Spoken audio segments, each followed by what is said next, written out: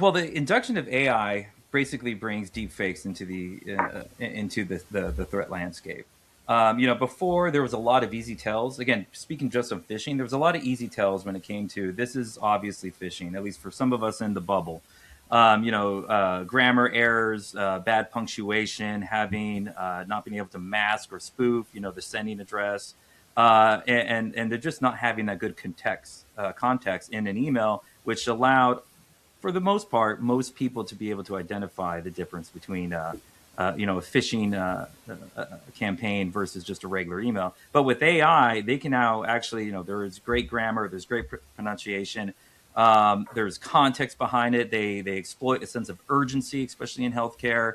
And you can have a back and forth conversation. We've actually seen that to where, the victim is, investigating what this invoice is and why it's so important. And then you'll see the AI chatbot behind the scenes actually having a full on conversation with them. And this even dabbles into deepfakes of voice calls, text messages, or even video calls, which, is why we've started to work with Doppel here. Yeah, and Jordan, I love that you're sharing these real world, situations you all are running into. There's a report that CrowdStrike releases every year, and coincidentally, Mike, in 2024, they reported that between the first half of 2024 to the second half, vishing social engineering was up 442%, Wow. and it was all conducted by AI.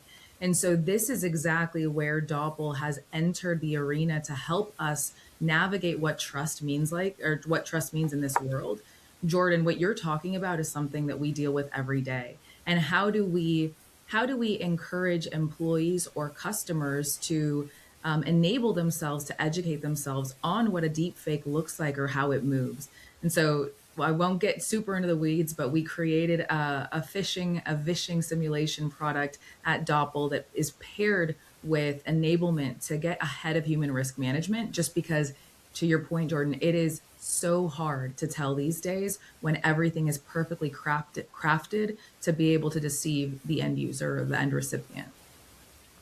I love that. I'm part of this 400% uptick here, Stephanie. Thank you for that information. Uh, but it happens in so many nooks and crannies of the healthcare system and financial systems, right? There's always someone trying to get in and get this data for misuse, because there's not a good reason to hack, right? And so let's talk about other blind spots around that. We've got AI, Jordan, as you talked about. Let's talk about our help desk, social engineering, and resetting credentials, MFA, PAM, policies. And we've got AI now in the mix with this. Now we got AI that could be managing these policies, but we've got agentic AI that can manage the AI that's managing the policies. And it's got guardrails, right? So I asked this question in New York 2 weeks ago. You put agentic AI in, you give it access privileges, and it changes the privileges for the AI downstream that's watching. Who's watching the watcher?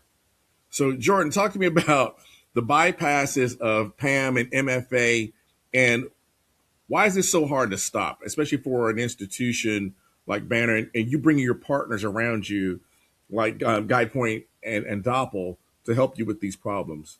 Talk to me about that. Well, I think, again, the bad actors are always going to try to pursue the path of least resistance. So much like AI is a force multiplier for a SOC analyst Mm-hmm. by being able to contextualize enough data to determine severity of an alert, but also impact and exposure. For the bad actors, AI is a force multiplier for them, and they don't need to actually bypass MFA and try to conduct a more complex threat vector when they can use AI, call the help desk, and do this on a large scale in rapid succession. And event again, if you're the defender, you have to be right 100% of the time. If you're attacker, you just need at least one to get through, and then you've made your pay.